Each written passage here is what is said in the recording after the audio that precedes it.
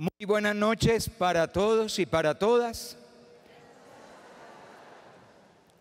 Bienvenidos a este encuentro de esta noche, a este rato de meditación, de relación íntima con la palabra de Dios. Yo les voy a invitar a que la gran compañía de hoy sea justamente este maravilloso lugar de encuentro con Dios, y no solo de encuentro con Dios, sino de encuentro con uno mismo y con los demás. Antes de comenzar y antes de decir cualquier cosa, yo quisiera recordar que estamos en el mes de septiembre y que el mes de septiembre es el mes de la Biblia, el mes de la Sagrada Escritura. ¿Por qué septiembre? Porque el día 30 de septiembre será la fiesta de San Jerónimo, y San Jerónimo fue el gran santo dedicado al estudio de la Sagrada Escritura. No solamente porque hizo unas meditaciones maravillosas de diferentes libros de la Biblia, sino sobre todo porque tomó los textos en su lengua original, la mayor parte del Antiguo Testamento en hebreo, no todo, hay alguna parte del Antiguo Testamento en griego, al menos el nuestro, el católico, y el Nuevo Testamento en griego. Y él tomó esos libros y los tradujo a la lengua de entonces, la que hablaba la gente de entonces, que era el latín. Gente en latín se dice vulgus. De ahí viene vulgo, vulgar, eso significa pueblo. Entonces lo tradujo a la lengua del pueblo. El pueblo era el vulgus, y de ahí salió la Biblia Vulgata. La Biblia Vulgata es la Biblia del pueblo. Lo que pasa es que pasaron los siglos, y en el paso de los siglos la gente dejó de hablar latín y empezó a hablar italiano, francés, rumano, castellano, y se olvidó el latín. Y hoy en día pues contamos con nuestras Biblias modernas traducidas del hebreo y del griego al castellano o al inglés o a la lengua que sea.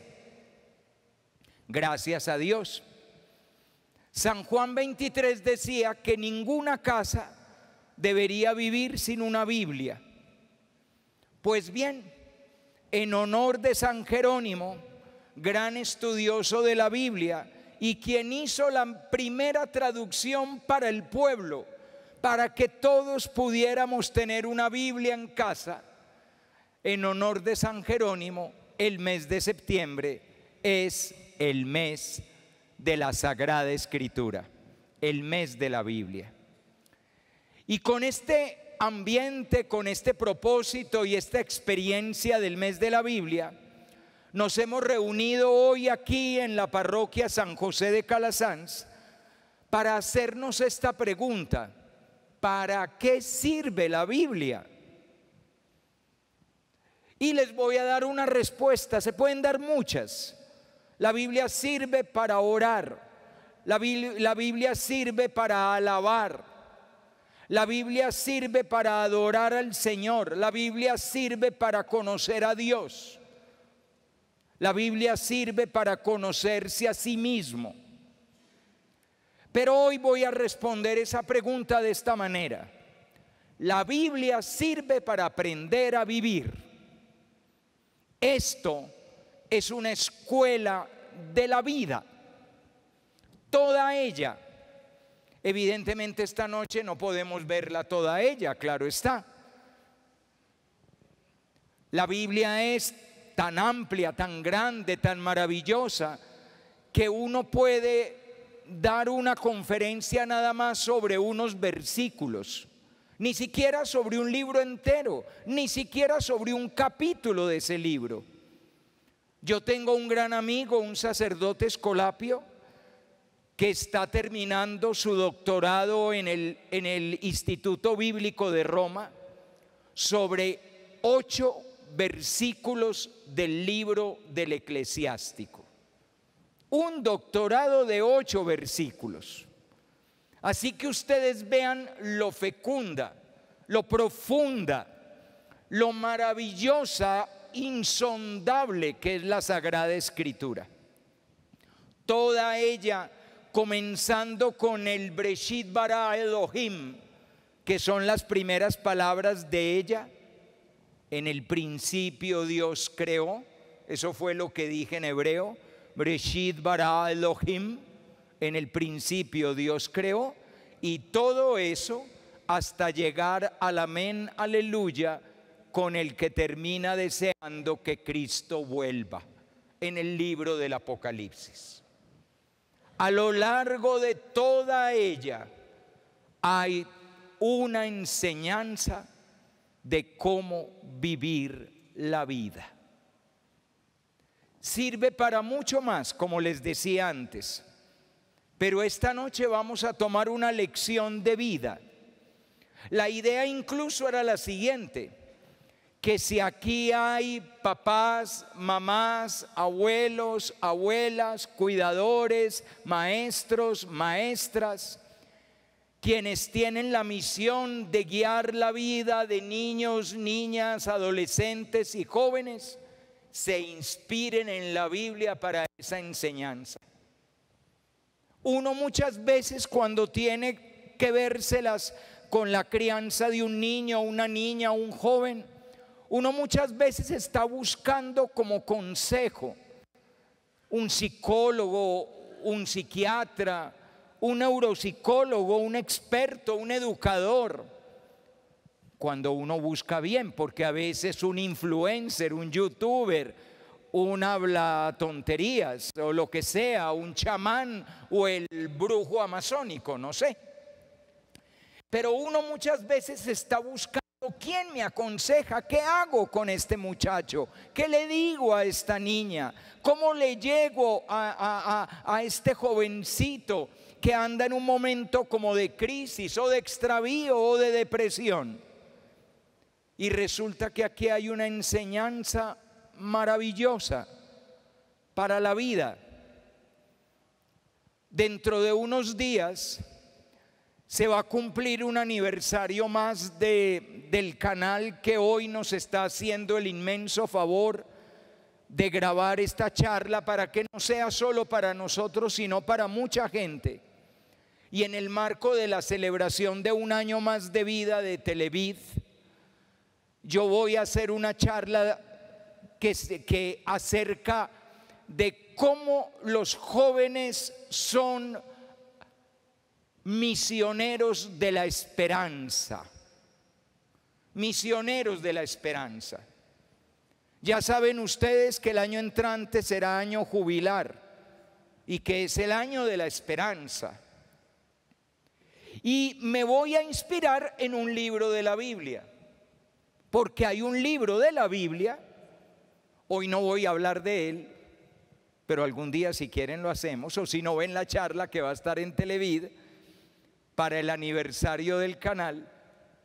Hay un libro de la Biblia que dice que es un muchachito que debe tener como unos 15 años, el que arregla el mundo, el que salva al mundo, y lo arregla y lo salva dejándose guiar por Dios.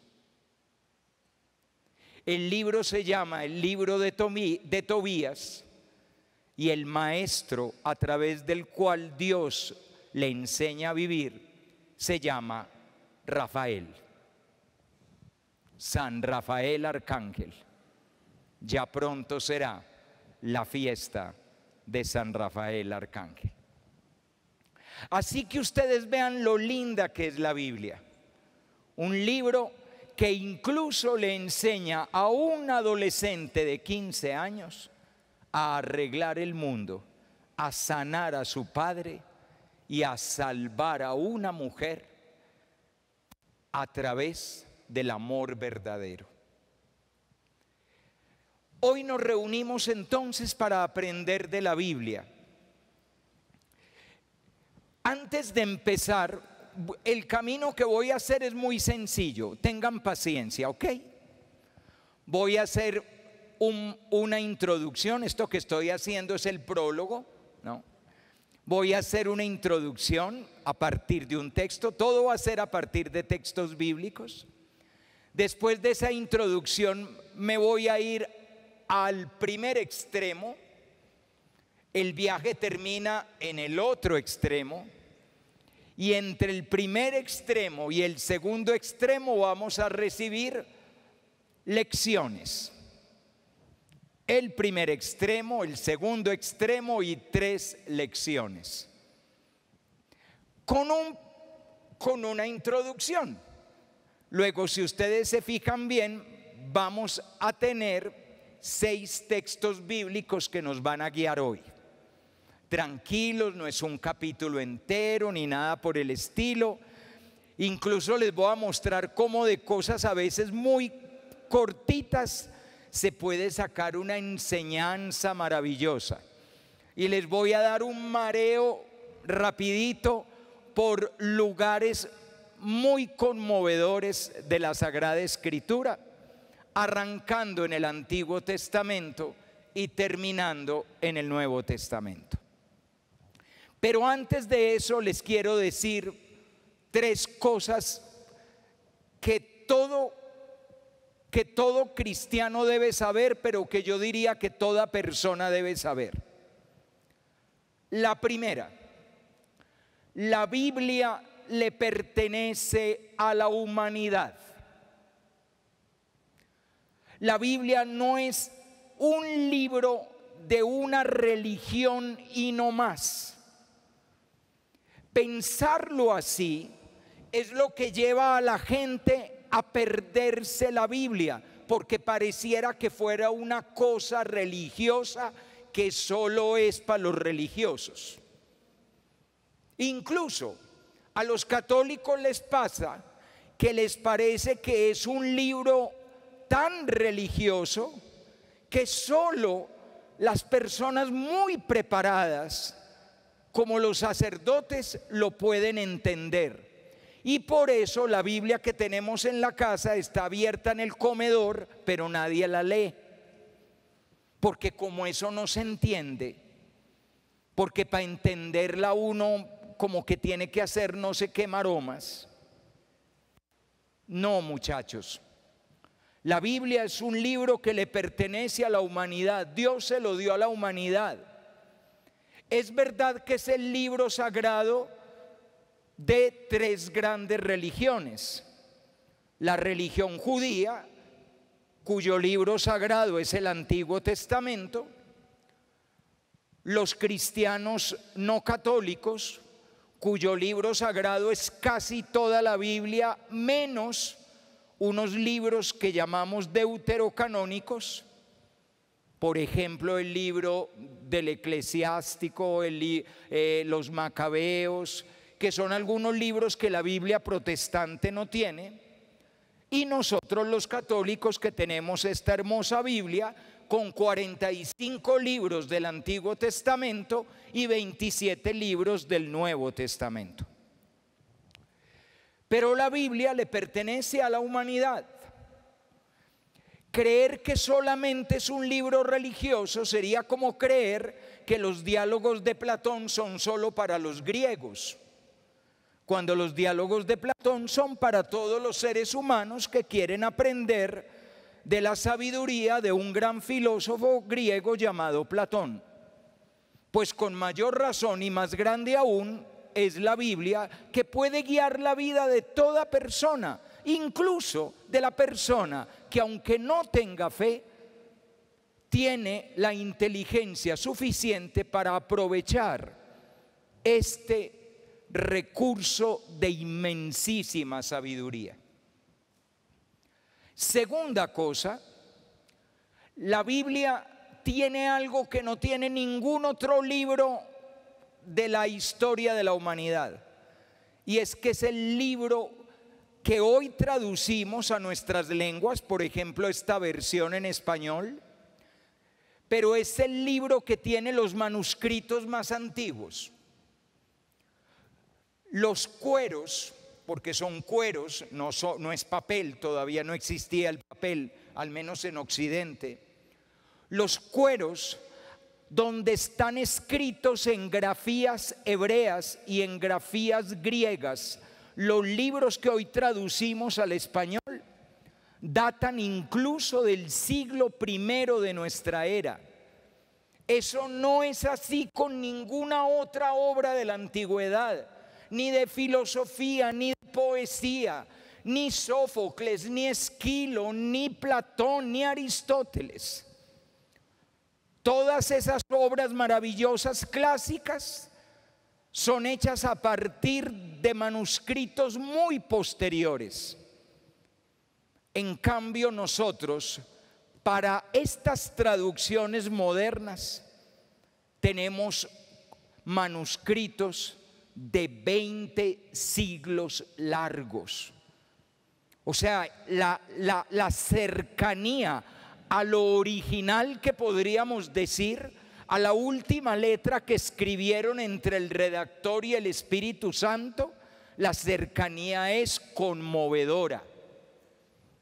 Pensar que San Pablo estaba escribiendo una carta en el año 55 de nuestra era, y que podemos tener un manuscrito de apenas 50 o 60 años después de eso, que los primeros cristianos se lo debieron haber pasado. Mira esta carta que escribió el apóstol, y vos la copiabas y se la pasabas a otra comunidad, y vos la copiabas y se la pasabas a otra comunidad, y en poquísimo tiempo nosotros tenemos algo que unos cristianos de hace 20 siglos se pasaron unos a otros como el tesoro más grande.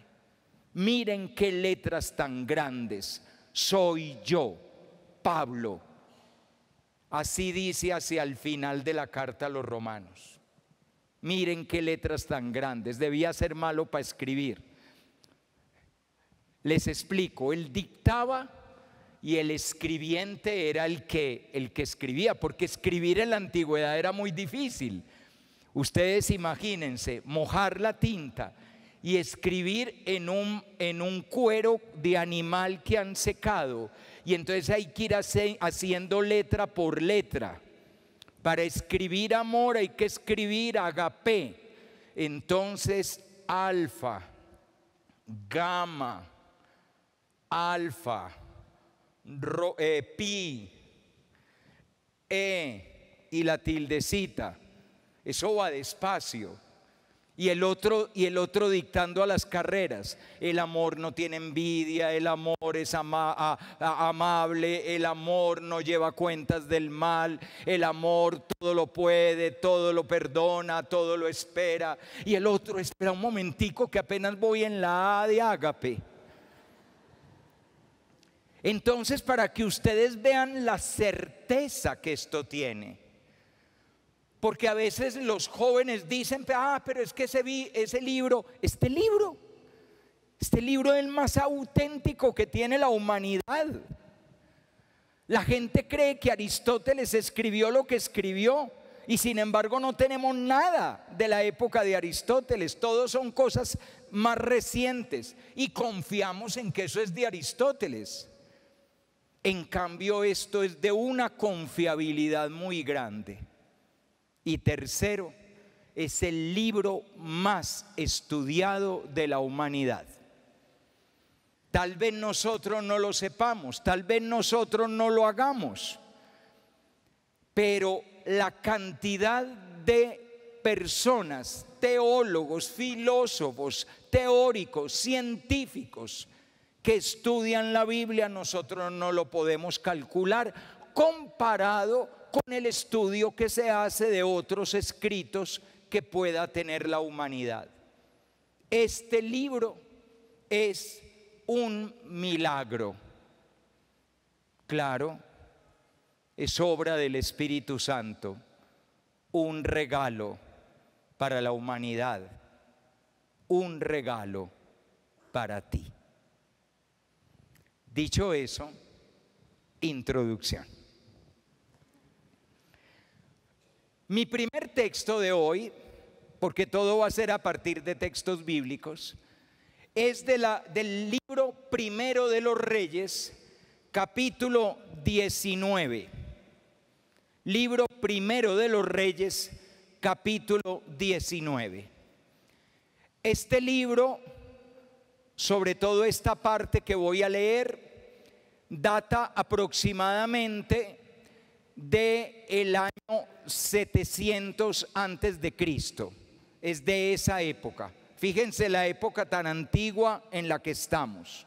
Año 700 antes de Cristo. Elías, estamos hablando del profeta Elías. Arranco a leer en el versículo 3 del capítulo 19. Elías temió y emprendió la marcha para salvar su vida. Llegó a Beersheba de Judá y dejó allí a su acompañante. Él continuó por el desierto una jornada de camino y al final se sentó debajo de un árbol y se deseó la muerte. Basta ya, Señor, quítame la vida, que yo no valgo más que mis padres. Se echó debajo del árbol y se durmió. De pronto un ángel lo tocó y le dijo: levántate y come. Elías miró y vio a su cabecera un pan cocido sobre piedras y un jarro de agua. Comió un poco, bebió un poco y se volvió a acostar. Pero el ángel del Señor lo volvió a tocar y le dijo: levántate y come, que el camino es superior a tus fuerzas y es demasiado largo para ti. Elías se levantó, comió, bebió y con la fuerza de aquel alimento caminó 40 días y 40 noches hasta llegar al Horeb, el monte del Señor. Allí entró en una cueva donde pasó la noche y el Señor le dirigió la palabra: Elías, ¿de dónde vienes y a dónde vas? Él respondió: me consume el celo por el Señor Dios de los ejércitos, porque los israelitas te han abandonado, han destruido tus altares y han asesinado a tus profetas. Solo quedo yo y me están buscando para matarme. El Señor le dijo: sal de la cueva y ponte en pie en el monte que voy a pasar delante de ti. Entonces vino un huracán tan violento que descuajaba los montes y hacía trizas las peñas delante del Señor. Pero el Señor no estaba en el huracán. Después del huracán vino un terremoto, pero el Señor no estaba en el terremoto. Después del terremoto vino un incendio, pero el Señor no estaba en el incendio. Después del incendio se oyó una brisa suave y dulce. Al sentirla, Elías se cubrió el rostro con el manto y se puso en pie a la entrada de la cueva. Entonces escuchó la voz de Dios que le dijo: Elías, ¿de dónde vienes y a dónde vas?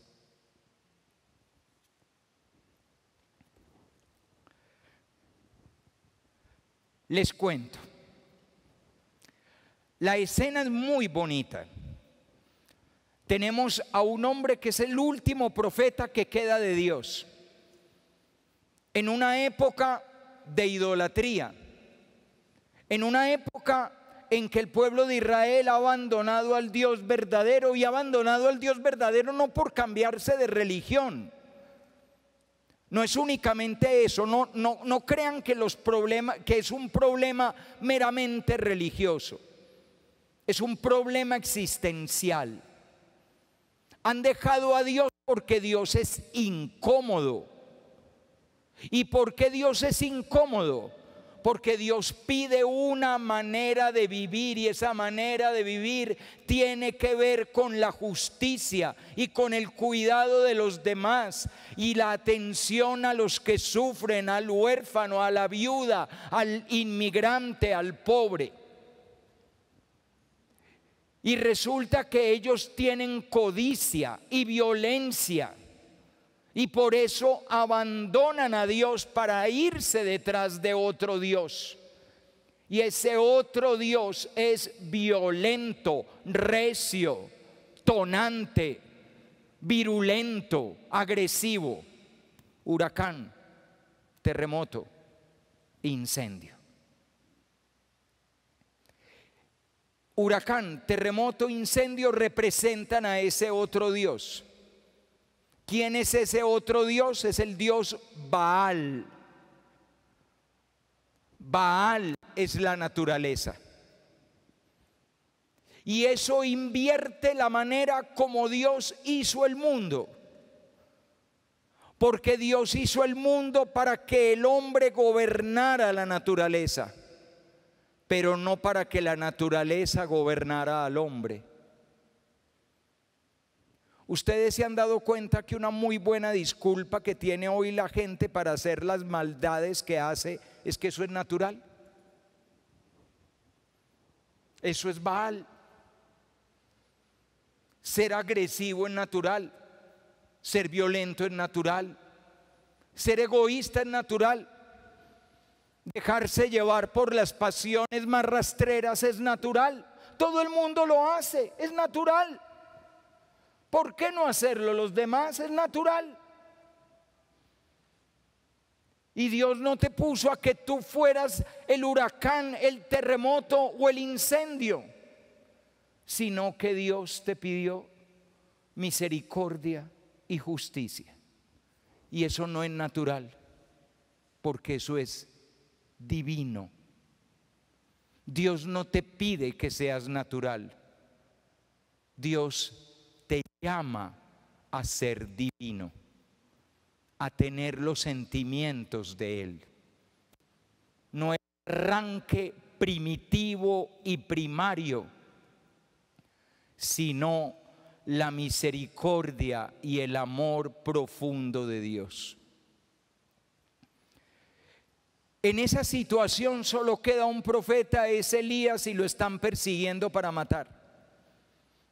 Ustedes háganse la representación de un hombre que se ha entregado por Dios generosamente, que ahora no tiene nada y que además de no tener nada se ha quedado sin nadie.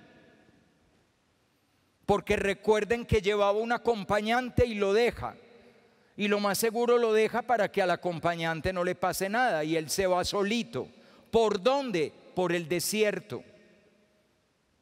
Miren la escena. Perseguido, solo, caminando en el desierto, fracasado, abandonado, sabiendo que lo van a matar, que lo encontrarán y lo matarán. ¿Qué es lo que siente por dentro? Una profunda tristeza, una gran depresión. ¿Han oído hablar ustedes de esos sentimientos en esta época? Una profunda tristeza, una gran depresión. Y Elías llega debajo de un árbol. Y debajo de ese árbol, ¿qué es lo que hace? Lo que hace la gente cuando se entristece, lo que hace la gente cuando sufre, lo que hace la gente cuando la vida le duele, lo que hace la gente cuando la carga de la existencia es muy grande, cuando uno no puede más, ¿qué hace? Se desea la muerte. Ya no quiero más. Yo no valgo más que mis padres. Quítame la vida. ¿Cuántas veces, piénsenlo bien, cuántas veces han oído ustedes esa frase? Yo ya perdí la cuenta. Enfermos que ya no quieren vivir más, ancianos que ya no quieren vivir más, jovencitos de 14 años o 15 que no quieren vivir más, incluso niños que no quieren vivir más. Basta ya, quítame la vida. Y lo más parecido a eso es dormir. Una de las características que tiene la depresión, no la única, pero una es el mucho dormir. Al menos el mucho estar acostado. Miren que la escena casi que es familiar. Esa persona que está como postrándose en la vida y se acuesta. Hay un televisor prendido, pero uno ni siquiera le está parando bolas. Y a uno lo llaman a comer y la persona dice, ya voy. Igualito que Elías, un poquito de pan, un poquito de agua y se vuelve a acostar. Porque está desmadejado, ya se abandonó, ya no quiere más, yo quiero dormir. Y a ver si cuando despierto esta cosa se ha pasado. Y ya no tengo que luchar más con la vida. Pero Dios no piensa lo mismo que pensamos nosotros. Le lleva comida, lo despierta, él mal come y mal bebe, Dios lo vuelve a despertar y le dice algo muy bello: levántate y come, que el camino es superior a tus fuerzas y es demasiado largo para ti. Primero, el camino es superior a tus fuerzas. ¿Por qué nos estamos rindiendo hoy en día para andar la vida? Porque hemos creído que tenemos fuerza para caminarla. Hemos creído que con nuestra mera salud humana, con nuestra fortaleza de nuestro cuerpo, con la inteligencia de nuestras mentes y con el empuje de nuestras emociones y de nuestros sentimientos, podemos hacer frente a la vida. Y resulta que la vida es superior a nuestras fuerzas, que si no viene fuerza de otra parte, la vida siempre te vencerá, el camino te vencerá, porque es superior a tus fuerzas. Esta es la parte que cuesta mucho que el adolescente entienda, porque el adolescente vive una embriaguez de soberbia y arrogancia. Se siente fuerte, que no le entran las balas, que no le pasa nada. La mamá le dice al hijo adolescente: ponte un saco que está haciendo frío. Tranquila, mami. Y él sale en camiseta. A la semana está con gripa, con fiebre a 39. Y la pobre mamá cuidándolo y él ahogadito. Y eso le recuerda que aunque tengas 15 años, el camino es superior a tus fuerzas. Cuídate, hija, a mí me parece que ese muchacho no te conviene. Pero la peladita se mete con el muchacho. Y cuando un mes después la descarta y la deja por ahí y ella se quiere morir y me apesta la vida y yo me muero. Yo creía que Andrés era divino y me hizo sufrir. ¿Ves? El camino es superior a tus fuerzas. El camino es superior a tus fuerzas. Las amistades son superiores a nuestras fuerzas, la familia es superior a nuestras fuerzas. Amar a un padre, a una madre, a un hijo, a una hija, a una esposa, a un esposo es superior a nuestras fuerzas. Aguantarse compañeros de estudio, de trabajo, de universidad es superior a nuestras fuerzas. Pagar todo lo que hay que pagar, construir todo lo que hay que construir, trabajar todo lo que hay que trabajar, perdonar todo lo que hay que perdonar es superior a nuestras fuerzas. Y uno no lo capta en la vida cotidiana, porque uno cree que con su cuerpo, con su juventud, con sus fortalezas humanas, con lo que sé, con lo que estudié, con el último libro que me leí, como hoy me siento bien y mis emociones están ajustadas, yo puedo con la vida. No, no puedes. El camino es superior a tus fuerzas. Pero lo otro es que el camino es demasiado largo para ti. Es decir, la extensión del camino no la pones tú. El camino no termina donde tú te aburres, o te cansas, o te das por vencido, sino que el camino dura lo que tiene que durar.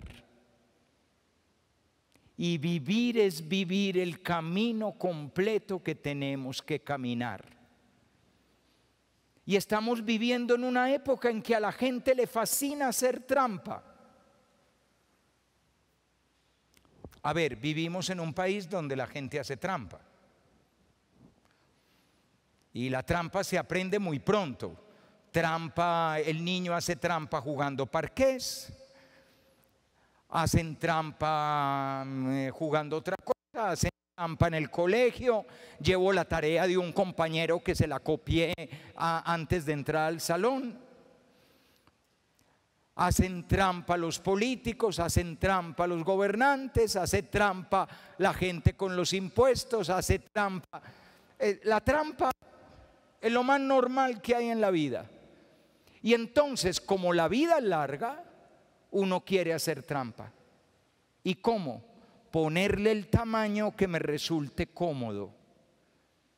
Como cuesta, no la voy a vivir completa. La vivo hasta donde me canse. Y cuando me canse, o me entristezca, o sea difícil, hago trampa para no tener que caminar todo el camino que hay que caminar. Y eso lo hace uno con la relación de pareja. Cuando se vuelve difícil, hago trampa. Y eso lo hace uno con la relación familiar. Cuando pide más de mí y tengo que dar más de mí, hago trampa y me voy. Y eso lo hacemos incluso, es lo que la gente quiere hacer con la vida. ¿Saben cuántos suicidios hay al año en el mundo? 800,000. Ustedes calculen, es una ciudad completa grande. Es como decir que toda Cúcuta se quite la vida. Y es la segunda causa de muerte entre jóvenes en el mundo. Y eso es hacer trampa. Porque es poner el camino corto para no caminar el largo.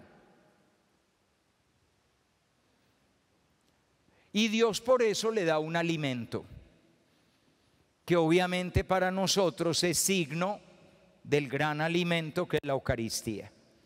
Y dice el texto que con la fuerza de aquel alimento caminó 40 días y 40 noches. 40 días y 40 noches es una manera simbólica de decir caminó la vida entera.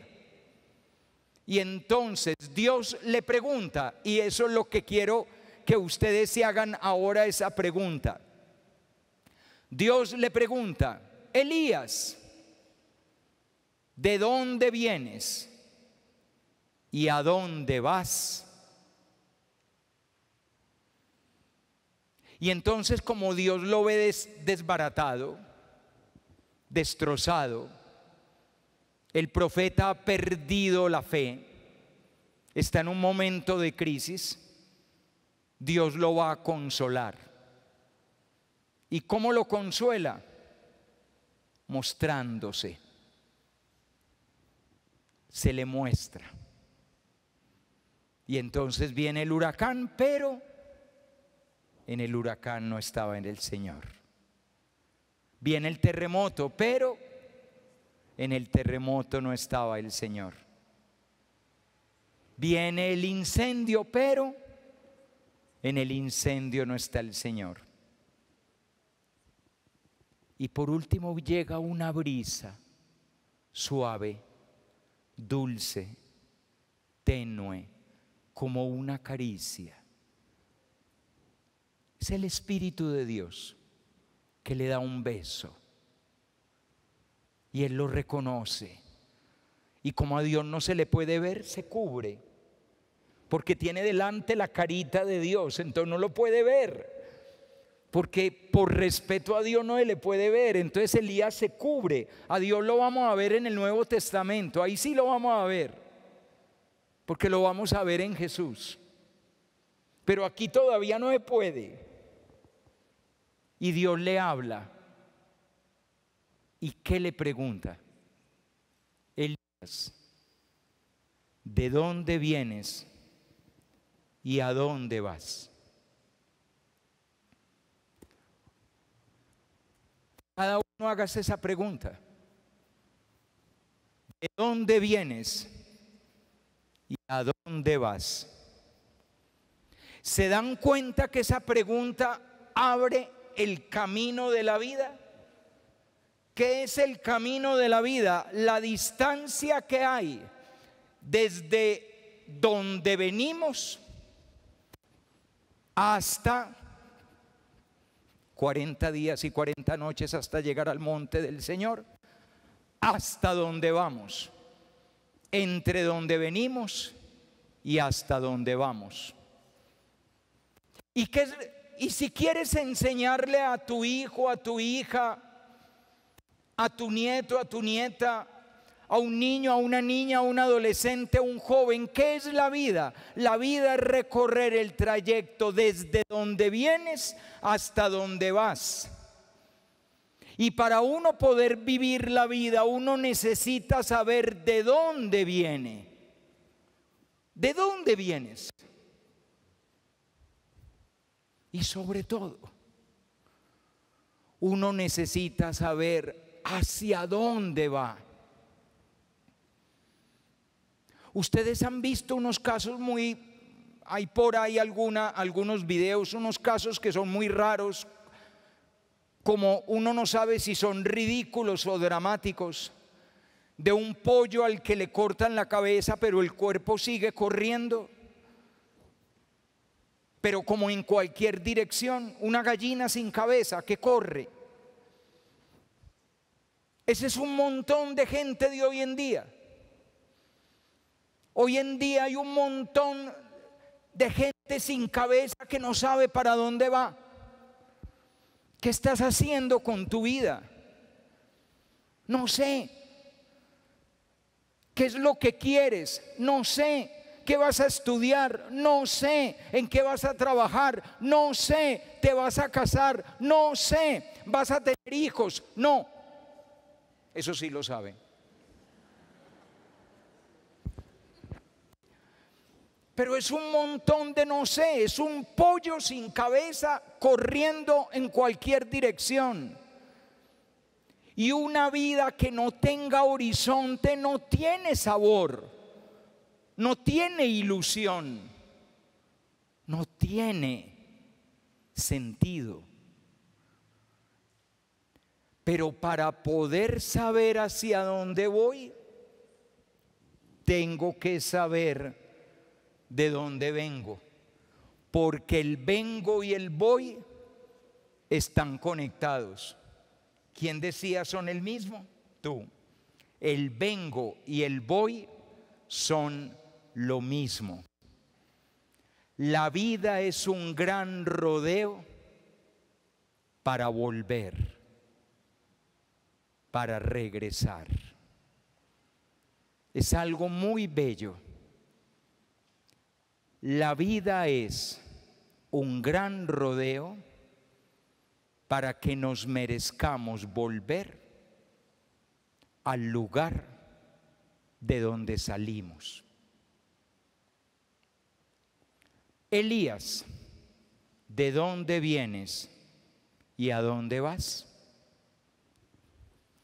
Les dije que había un extremo y que había otro extremo.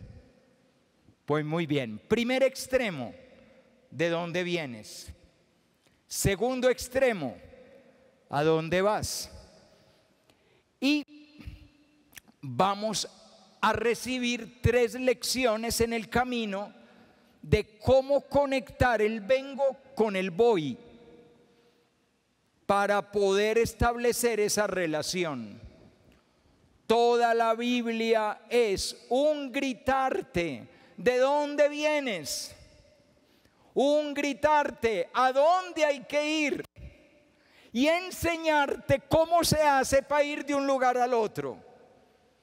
Cómo se va del Breshit bara Elohim al ven Señor Jesús, amén, aleluya. Y conectar esos 2 bellísimos extremos. El de la plenitud de un cosmos que se encandila en la luz, a la plenitud de la nueva Jerusalén que no necesita sol ni luna ni lámpara, porque la ilumina el Cordero. Y ya no hace falta la luz, porque todo es luz. ¿De dónde vienes y a dónde vas? Para el de dónde vienes hay mucho para leer. Por ejemplo, en la noche santa de la vigilia pascual leemos el capítulo 1 del libro del Génesis, que es el relato de la creación, un relato bellísimo, es una poesía escrita hacia el año 320 antes de Cristo.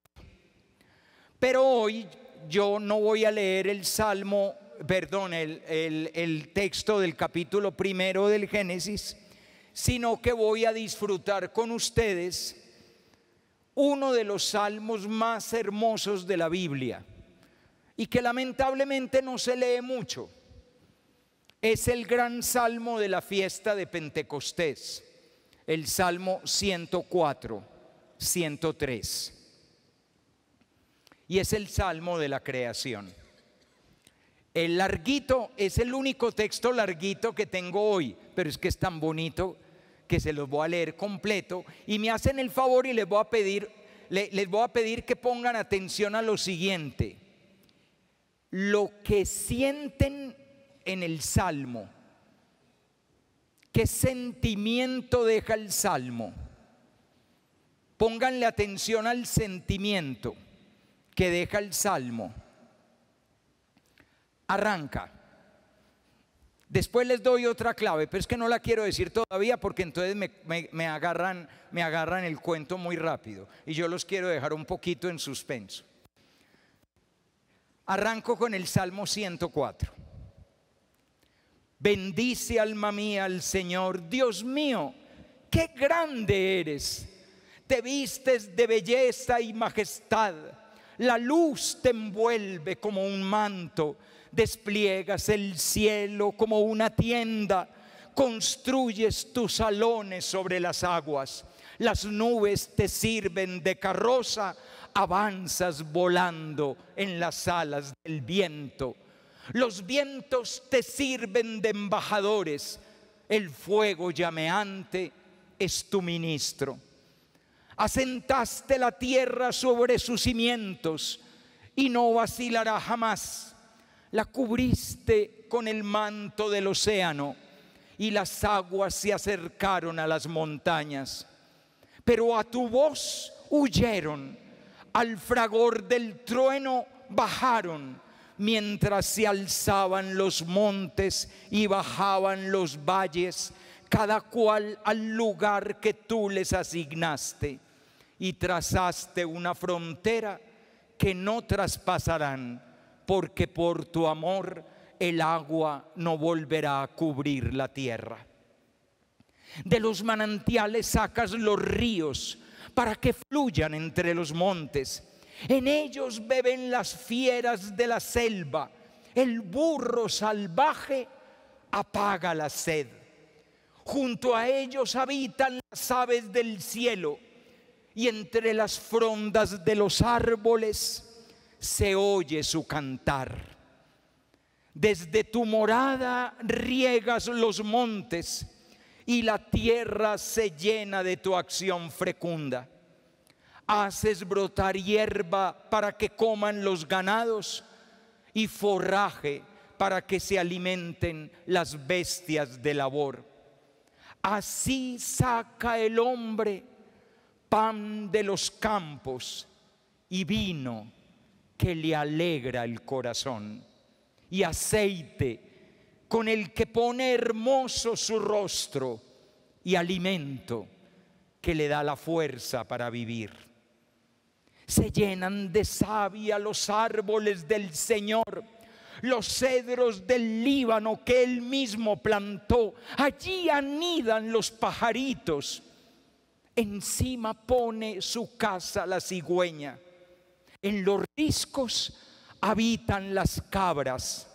Las peñas son las madrigueras de los tejones. Hiciste la luna y le pusiste sus fases. El sol sabe su camino hasta el ocaso. Cuando llegan las tinieblas comienza la noche, y entonces las fieras caminan por la selva, y los cachorros rugen por la presa, reclamando a Dios su comida. Cuando vuelve a salir el sol se retiran y se tumban en sus guaridas, y el hombre sale a trabajar la tierra hasta el atardecer. Cuántas son tus obras, Señor, y todas las hiciste con sabiduría. La tierra está llena de tus criaturas. Mira el mar ancho y dilatado. En él bullen sin número animales pequeños y grandes. Los surcan los barcos y los monstruos marinos que modelaste para que jueguen con el mar. Todos ellos aguardan a que tú les des su alimento a su tiempo. Se los echas y ellos lo atrapan. Abres tu mano y se llenan de bienes. Escondes tu rostro y se espantan. Les retiras el aliento y se mueren y vuelven a ser polvo. Pero envías tu aliento y los creas, y renuevas la faz de la tierra. Gloria a Dios para siempre. Que goce el Señor con la belleza de sus obras. Cuando Él mira la tierra se estremece. Cuando toca los montes, echan humo. Yo cantaré al Señor mientras viva, cantaré para Dios mientras exista. Que les sea agradable mi poema, y yo me alegraré con el Señor. Que se acaben los pecadores en la tierra, que no exista más la maldad. Bendice, alma mía, al Señor. Aleluya, aleluya, aleluya. ¿Habían oído ustedes alguna vez algo tan bello como esto? ¿Qué sintieron? ¿Cuál es el sentimiento que queda por dentro? Emoción, paz, ¿qué? Gozo, alegría. Miren, agradecimiento. Todo es lindo, todo es bello, todo es hermoso. Y ustedes se dieron cuenta cómo dice el Salmo que es Dios. Dios goza con sus obras. En antioqueño está Goethe. Dios está dichoso. Dios está rodeado de esa belleza de mundo. ¿Y para quién hizo ese mundo? Para ti. De ahí saca Él el pan que come, el vino que le alegra el corazón y el aceite que se echa en el rostro para ser bello. Y sale a trabajar a la faena durante el día, todo hecho. ¿Saben dónde está el hombre puesto en el Salmo? En la mitad del Salmo, en toda la mitad. Toda la belleza de la creación es para ti, que estás en la mitad del Salmo. ¿De dónde vienes? De Dios. Te hizo con alegría. Fíjense que todo el Salmo es la preciosura, la hermosura del mundo, de toda la creación. Todo está bien hecho. Entonces uno regresa al capítulo 1 del Génesis y vio Dios lo que había hecho y era bueno. En filosofía decimos que todo lo que Dios creó, lo creó verdadero, bello y bueno. De ahí es de donde vienes. Hay gente que cree que viene de un error que cometieron sus padres. Yo no debería haber nacido. Hay gente que cree que viene de una amargura o de una familia fracasada o de una pareja rota. Hay gente que cree que viene de una equivocación de la vida, que no deberían estar en este mundo. No, no es cierto. Es una pesadilla. Despierta. Tú vienes de un gozo, de una alegría. Tú vienes de la alegría, el gozo, la dicha, la emoción, el entusiasmo de Dios. Porque Dios, todo Él es generosidad. Uno mira a este Dios del Salmo 104 y está regando creación por todas partes. Se mueve y le salen criaturas por todas partes. Hay fieras, hay aves, hay monstruos del mar. Bulle, todo es abundante. Hay montañas, hay estrellas, hay luna, hay sol. Todo para ti. Para alegrar tu corazón con el vino, para alimentar tu cuerpo con el pan. ¿Le recuerda algo el pan y el vino? Y para darle brillo a tu ser con el aceite. ¿Te recuerda algo el aceite? Del bautismo, de la confirmación, en el centro. Ese eres tú. De ahí vienes. Una persona que no sabe de dónde viene no tiene raíces, no tiene fundamento, no tiene base.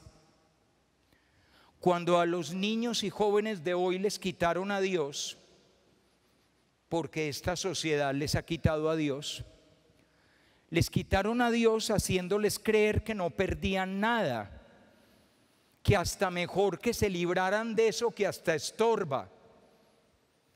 Y resulta que al día siguiente el niño, la niña, el jovencito dijo: ¿y entonces yo de dónde vengo?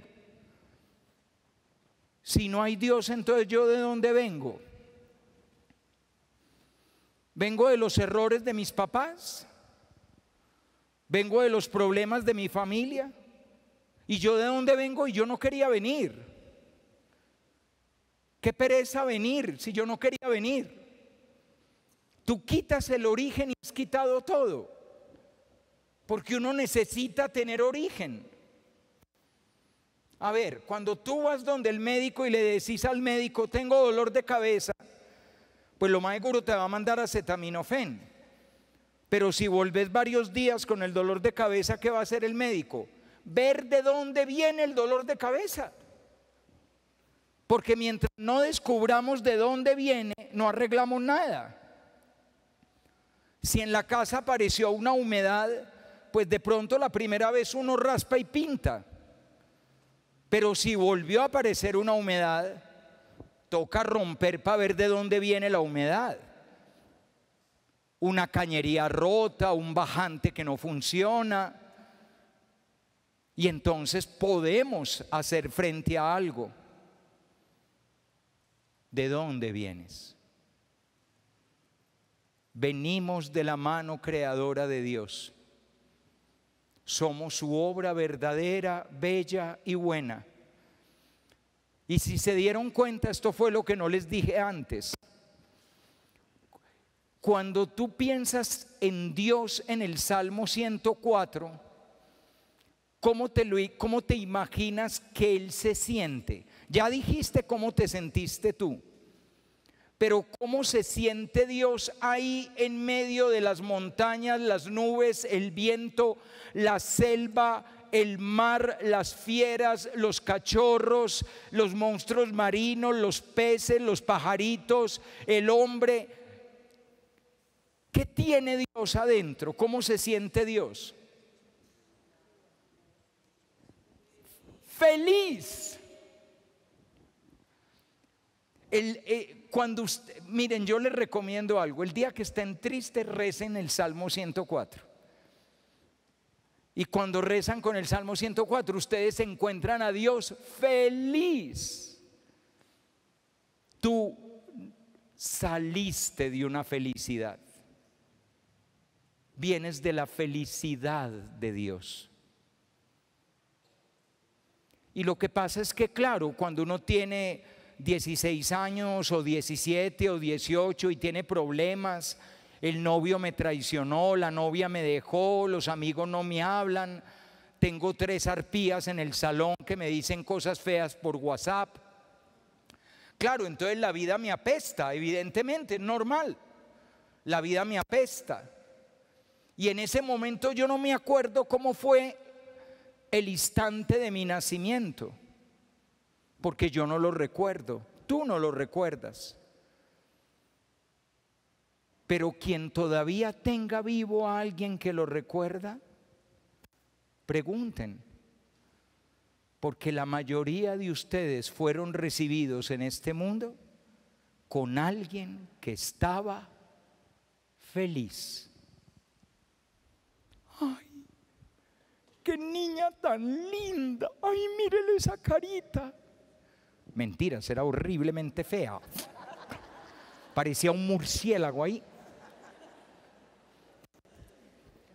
Pero es que esa mirada es la mirada del amor, y el amor ve divino a ese murrapito arrugado.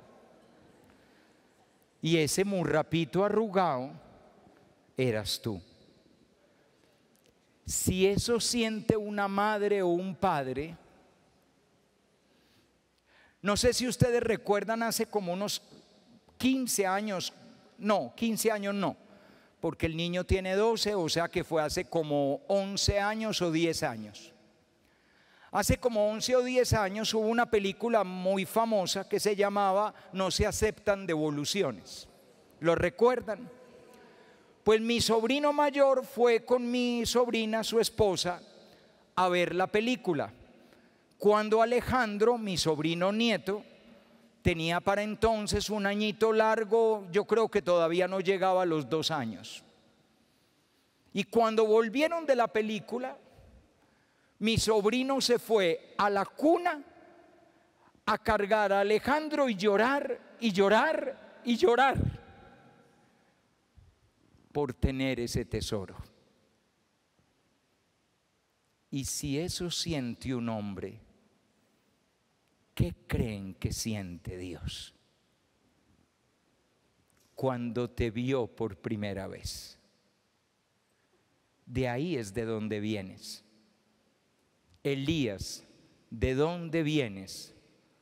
De un amor feliz.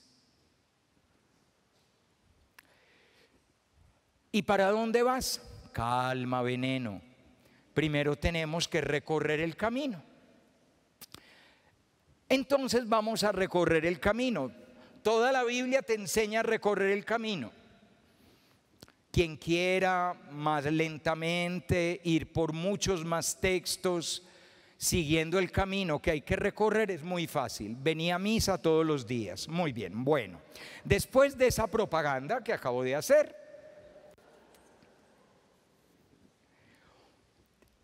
voy a leer 3 versículos para que vean. Ya les eché un salmo completo y ahora voy a leer 3 versículos. Voy a leer de este libro porque este libro es la manera más auténtica de enseñar del antiguo pueblo de Israel. ¿Ustedes cómo se imaginan que una persona muy pobre o muy humilde puede educar a su hijo?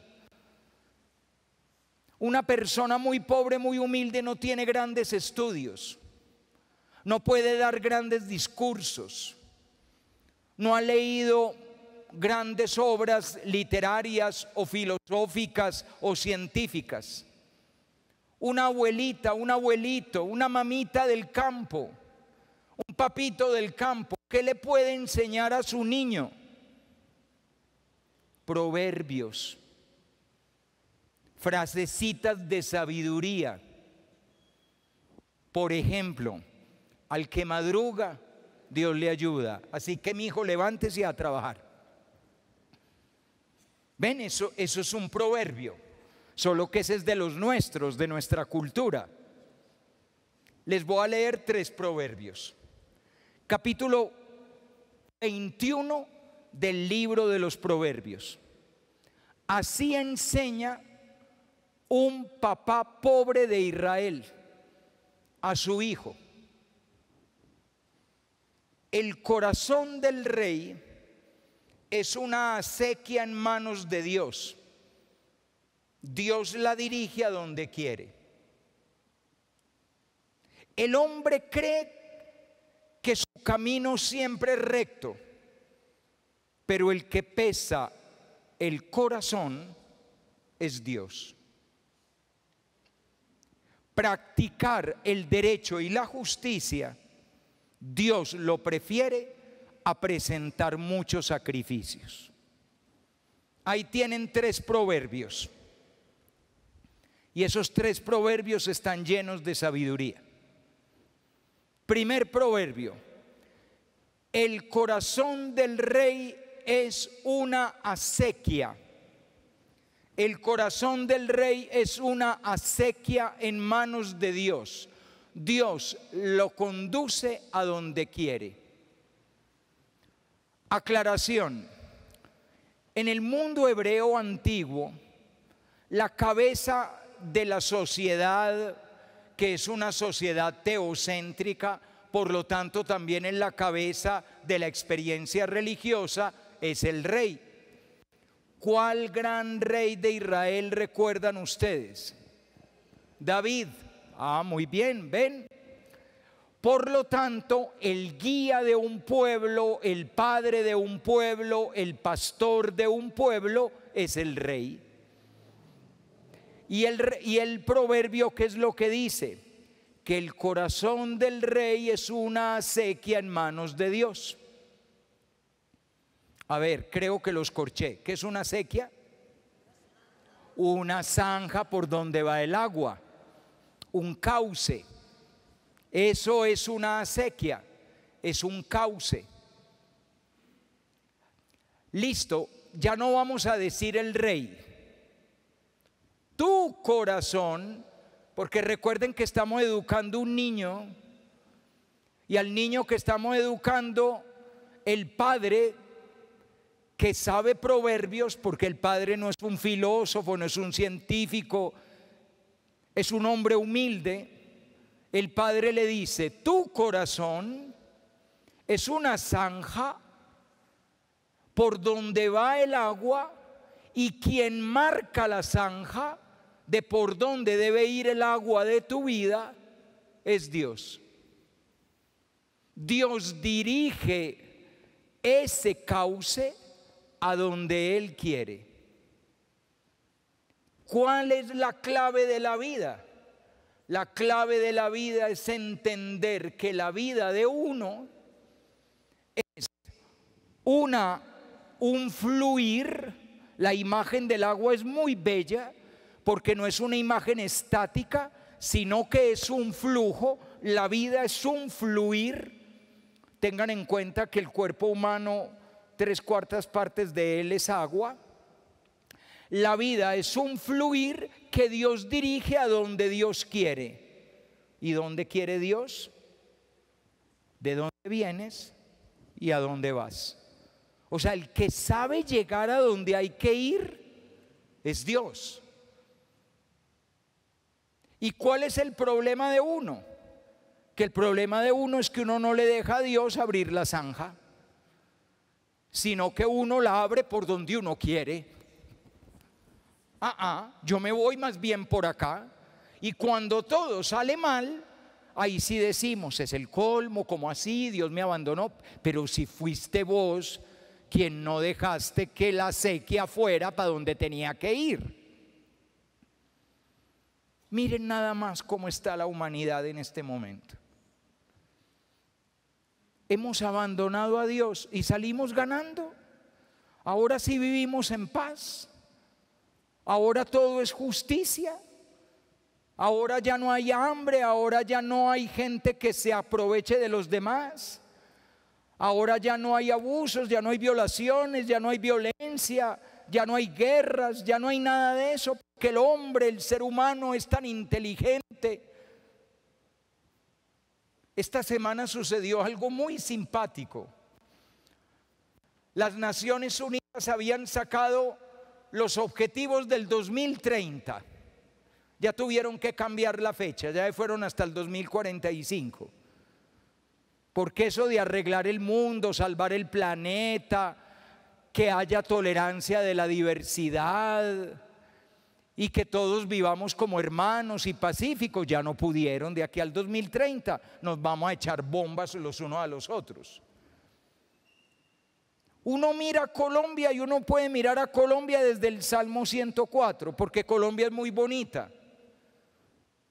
Pero se va uno al último versículo, al penúltimo versículo del Salmo 104, donde el salmista dice que se acaben los malvados, porque los malvados están tirando la creación. Con tatucos, con bombas, con explosiones, con minas quiebrapatas, con niños secuestrados, con reclutamiento de menores, con pandillas, con asesinatos, con barras bravas en el estadio. Se están tirando la creación. Porque nos creemos reyes de nuestra vida y no dejamos a Dios dirigir la acequia de nuestro corazón. Miren la sabiduría de ese papá. El papá le va a enseñar al niño un segundo proverbio. Al hombre le parece siempre recto su camino, pero el que pesa el corazón es Dios. Una de las características más frustrantes que tiene el ser humano es que siempre justifica lo que hace para hacer aparecer que lo que hizo estuvo bien hecho. El hombre siempre considera recto su camino. No, es que lo que yo hice, compréndame, yo tenía muchos problemas, es que estaba muy afectada, estaba muy afectado, es que he tenido mucho estrés, es que tengo mucha tal, y uno siempre tiene una buena excusa para todo. Como si uno no lo supiera en un colegio. La distancia más larga es entre el momento que uno le dice a un muchacho que se equivocó y el momento que lo acepta. No, es que los demás también lo hicieron, Pérez es el que más molesta y a Pérez nunca le dicen nada, es que Rodríguez también estuvo, mi papá es abogado, mi mamá también, y tal, hasta que al fin, sí, profe, me equivoqué. Ay, ¿cómo habría sido de rápido si lo hubieras dicho de entrada? Pero el hombre considera siempre que su camino es recto. Comprende, amor, estábamos pasando por un momento difícil. Yo soy débil. No, usted es un pendejo y se equivocó. Ya, camino más corto, sencillo, mucho más fácil. Así, reconozca que se equivocó. No, uno pone cara y es que tú también. Yo no soy el único que comete errores. Tú también te has equivocado. El hombre considera siempre recto su camino. Pero el que pesa el corazón es Dios. Vaya enseñanza que le está dando ese papá a ese hijo. No te confíes de que vas a levantar la carita diciendo, ay, es que todo lo hice bien, porque Dios conoce el corazón y va a pesar el corazón. Hay un texto muy lindo en el libro del profeta Daniel, donde se habla de que Dios juzga al reino de Babilonia. Y una de las cosas que Dios le dice es: te falta peso. Y como le faltó peso, Babilonia desaparece y llega el imperio persa. Porque a ti te faltó peso. El que pesa el corazón es Dios. Y la tercera enseñanza que le deja ese papá al niño: practicar el derecho y la justicia, Dios lo prefiere a los muchos sacrificios. Y nosotros, yo no sé cómo hacemos para hacer todo lo contrario. Siempre creemos que lo que Dios quiere es religión, incienso, rezos, oraciones, velas prendidas. Alabaré, alabaré. Y se nos olvida la justicia y el derecho, que es lo que Dios quiere. El derecho y la justicia Dios lo prefiere a los muchos sacrificios. Pero es que eso te lo dice el Salmo 50. Pero eso te lo dice el Salmo que dice: yo vine a hacer tu voluntad como está escrito en tu libro. Pero sobre todo, eso te lo dice Jesús en el capítulo 5 del Evangelio según San Mateo. Cuando vayas a presentar tu ofrenda ante el altar, si en ese momento recuerdas que tu hermano tiene algo contra ti, deja la ofrenda, vete a reconciliar con tu hermano y entonces sí, regresa y presenta la ofrenda en el altar.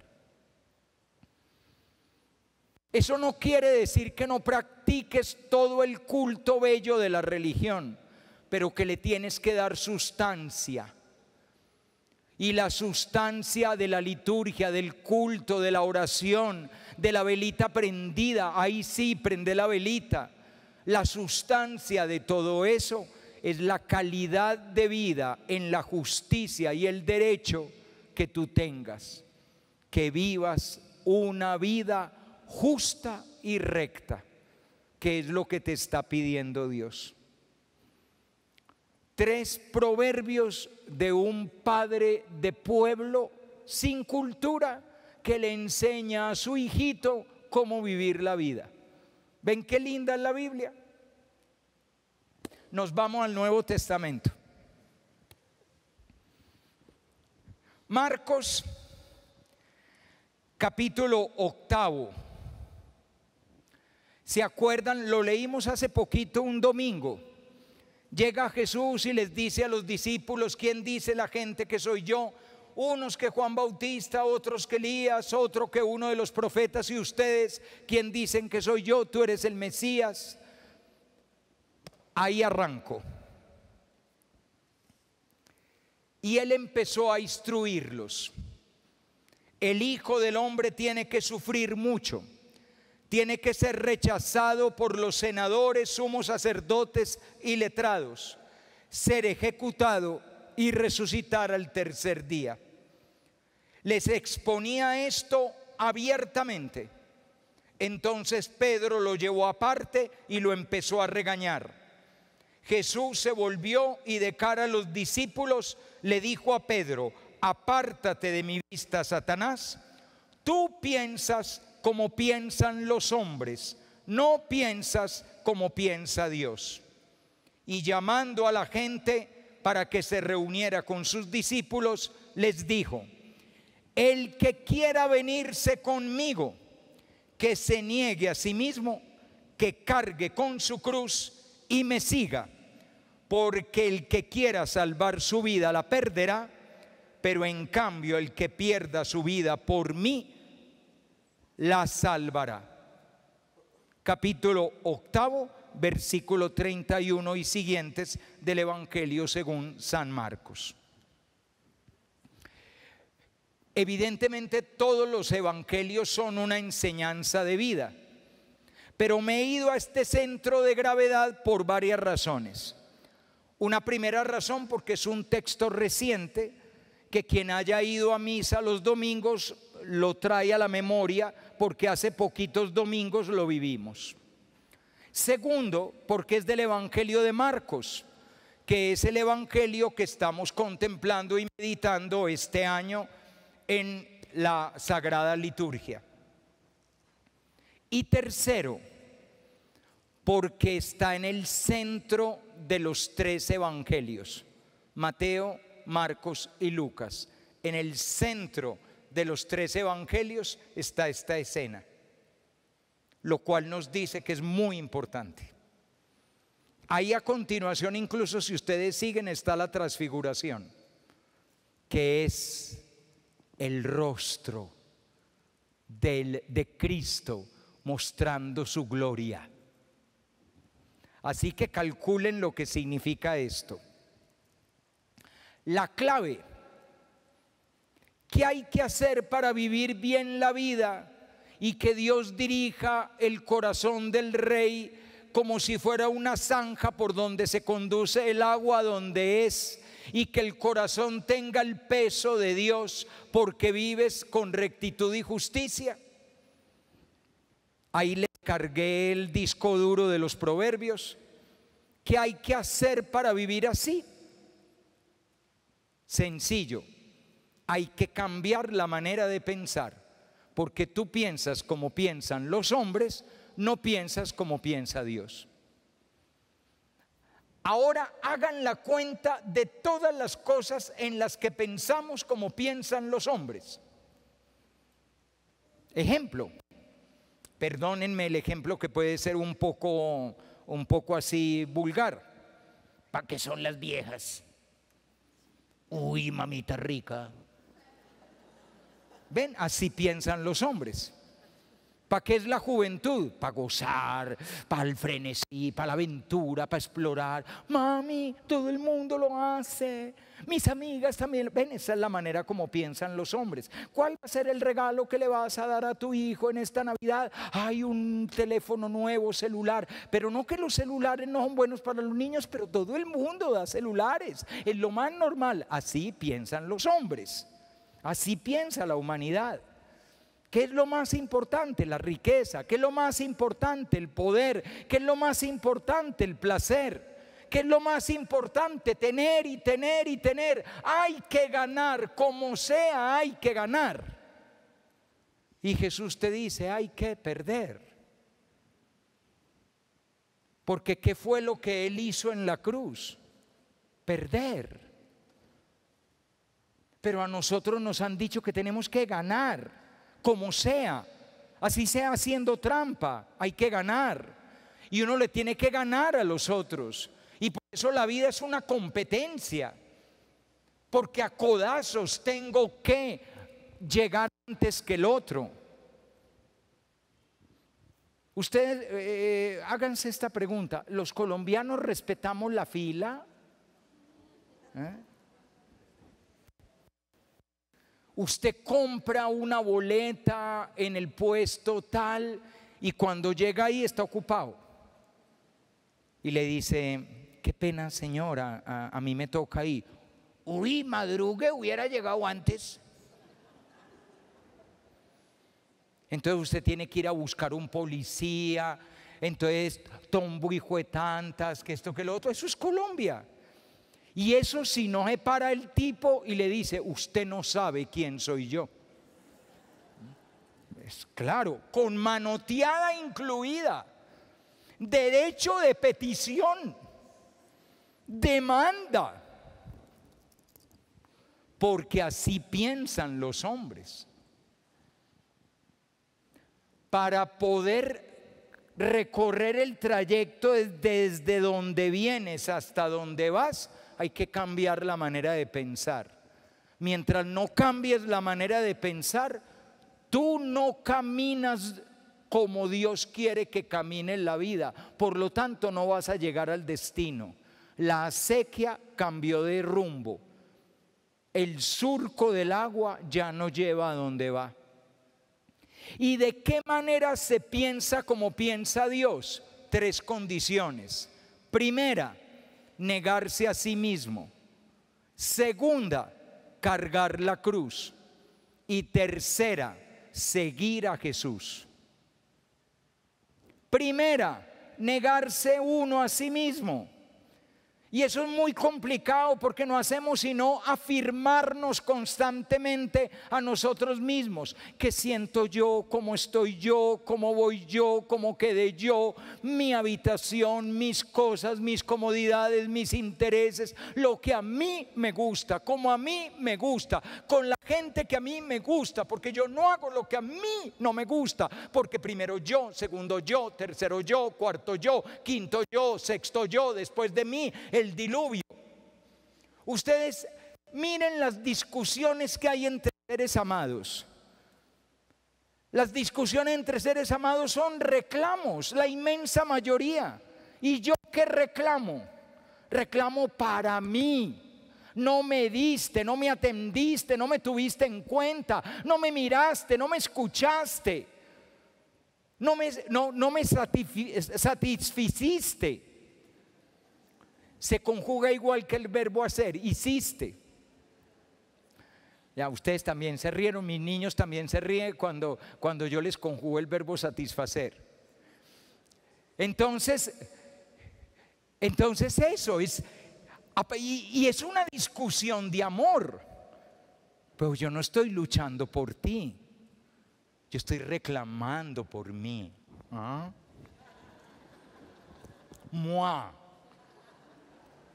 Porque lo que importa es moi. Y por eso uno se duele y uno se afecta.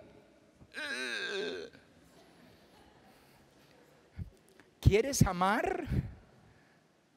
Paso primero, niégate a ti mismo. ¿Cómo será que hasta Carlos Vives entendió? Me explico, busquen en YouTube la canción de Carlos Vives, Voy a olvidarme de mí. No tiene pierde. Él arruinó su primer matrimonio. Llegó una mujer que lo salvó, que es con quien vive ahora. Y ayudó a Dios a hacer de él el hombre bueno que debe ser. Pero esa canción marca su cambio de manera de pensar.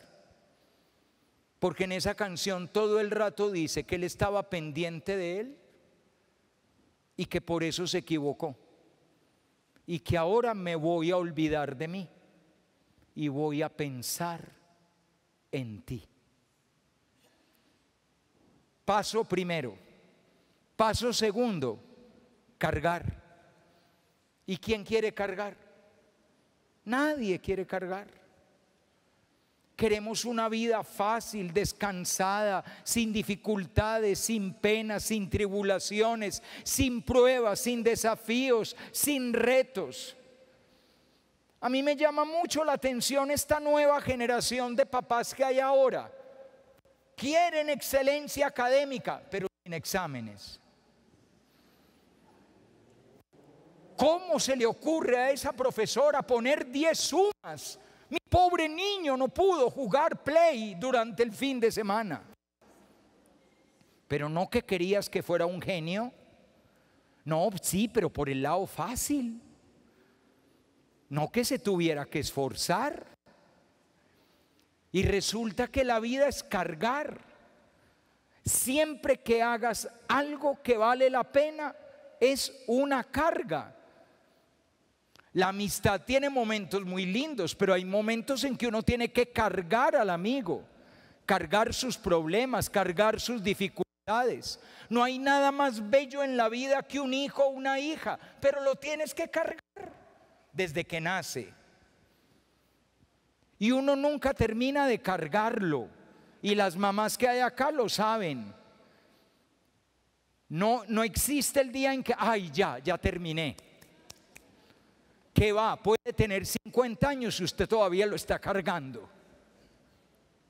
Porque amar es cargar. Pero nadie quiere cargar una cruz.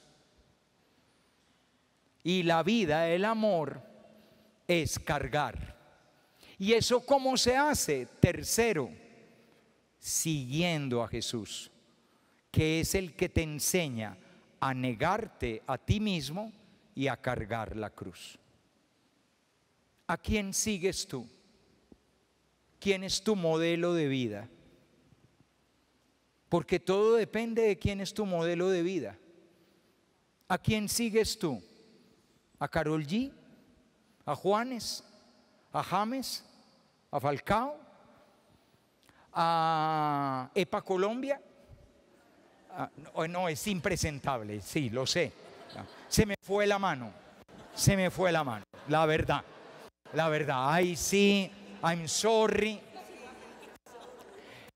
Y de verdad, querría ponerles nombres de otros, de esos conocidos, pero es que yo no los conozco porque yo no pierdo tiempo en eso. Pero ustedes que saben que son todos esos que ganan un montón de plata robándosela a los bobos que los miran. Y cae la baba y la plata, la baba y la plata. Porque cada vez que ves un video de un tonto, le das dinero al tonto. Ve, yo tan tonto no he abierto un puesto de videos. Voy a trabajar en eso. Y entonces me los doy de influencer ya. Y cada vez que ustedes entren, ganó algo. ¿A quién sigues? ¿Quién es tu modelo de vida? ¿Quién te muestra cómo amar, cómo perdonar, cómo ilusionarte, cómo alegrarte, cómo disfrutar, cómo trabajar? Cristo es ese modelo de vida. Niégate a ti mismo, carga con la cruz y síguelo. Síguelo a Él, solo a Él, es el único que vale la pena seguir. No sigas a nadie más, solo a Él. Y entonces aprende que para ganar hay que perder. Porque amar es estar dispuesto a perder por amor. Esta semana en clase de filosofía le decía a uno de mis niños, le decía, imagínate que tú vas con tu hermano por la calle y sale un atracador y le pone la puñaleta a tu hermanito acá. ¿Tú qué harías?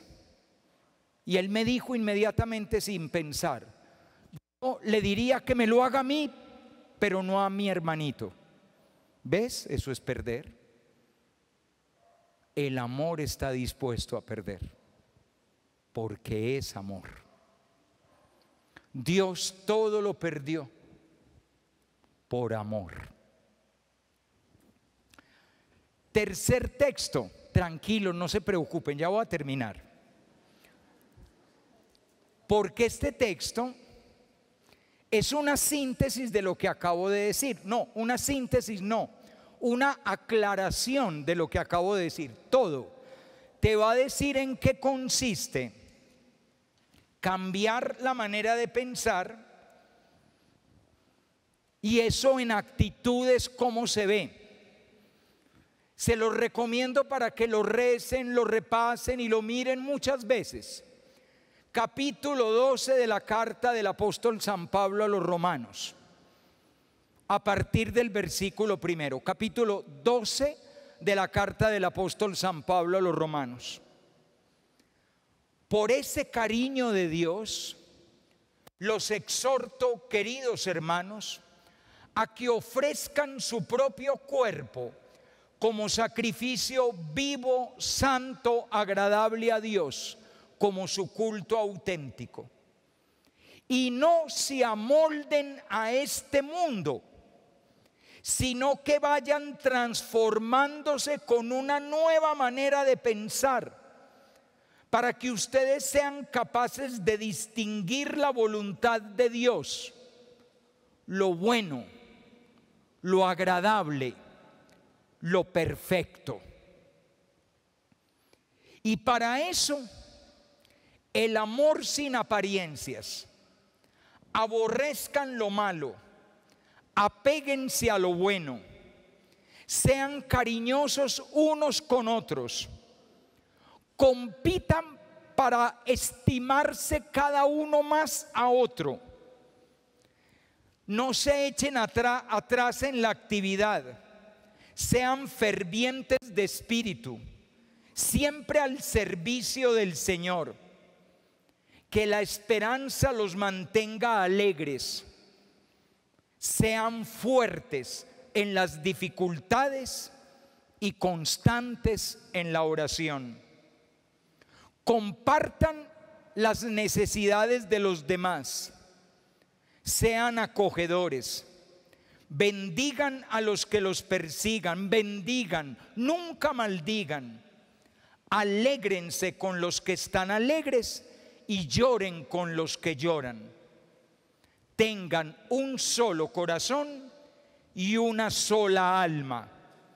No busquen grandezas, sean humildes, no sean soberbios.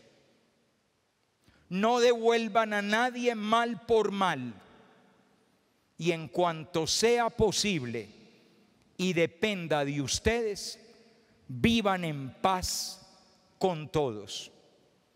No se dejen vencer por el mal, venzan al mal a fuerza de bien. ¿Vieron eso tan lindo? Toda una recomendación de cómo hay que vivir. Esta recomendación de cómo hay que vivir, bueno, sobre este texto se puede dar una charla de toda una noche. Yo se los puse de penúltimo porque es como una síntesis.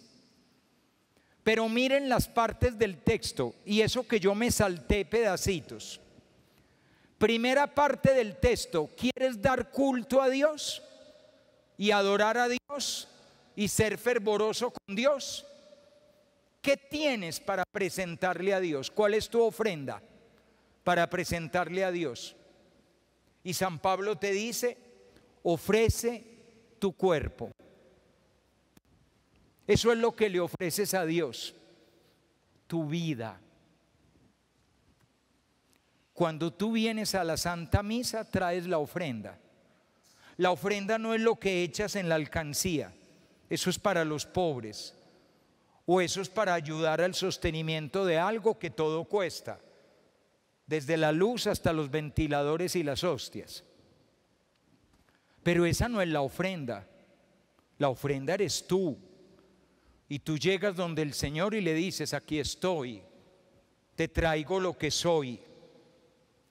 ¿Y cómo es ese sacrificio? Es vivo, es santo y agradable a Dios. Eso es lo que Dios quiere recibir de ti, que tú le presentes tu vida. Segunda parte: para que seas agradable a Dios, te pide: cambia de manera de pensar. No te amoldes a la manera de pensar del mundo. Tú no puedes pensar como piensa el mundo. No se amolden a este mundo, sino que transforma tu mentalidad para pensar de otra manera. ¿Y qué es pensar de otra manera? Elegir lo que Dios quiere, para distinguir lo que es la voluntad de Dios, lo bueno, lo agradable, lo perfecto. ¿De qué está hecha una vida? de decisiones. Pero la clave de la vida es que decidamos como le agrada a Dios.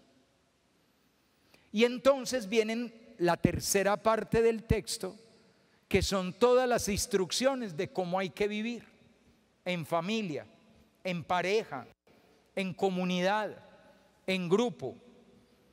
El amor sin apariencias, qué bonito eso.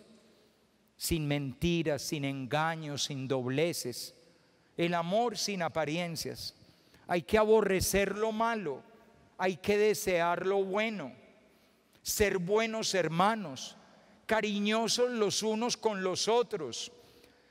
Rivalicen a ver quién ama más en esta casa. ¿Quién da más? ¿Quién se entrega más? Siendo activos, siendo serviciales, con esperanza, con alegría, con oración, con solidaridad, siendo hospitalarios y acogedores, bendiciendo, nunca maldiciendo.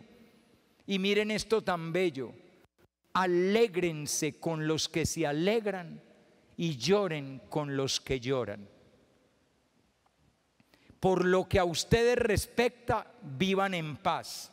No busquen grandezas, sean humildes, no tengan soberbia. Venzan al mal a fuerza de bien. Fíjense que de esa manera uno le puede enseñar a un muchacho a vivir, a una niña, a un niño a vivir. Ay, eso era así de fácil. Sí, mi amor, era así de fácil. Y podemos empezar en la casa. Y si en vez de competir quién se sirve el pedazo de carne más grande, más bien competimos por quién ama más a los demás, esta casa sería un paraíso, en vez de ser un lugar de peleas y discusiones. ¿Y por qué peleamos y discutimos? Porque no nos negamos a nosotros mismos. Y entonces, como yo pienso, mami, mira a mi hermano lo que me hizo. Claro, porque uno está pensando primero en sí mismo. Y vamos a terminar. ¿Para dónde vamos? Este texto hay que comenzar leyéndolo así. En medio de la cena de despedida, cuando sus discípulos tenían roto el corazón, Jesús les dijo: esta noche, cuando nos hemos reunido alrededor de la palabra de Dios, han venido ustedes. No solo ustedes, también quienes nos van a ver a través de la televisión en las semanas y meses venideros.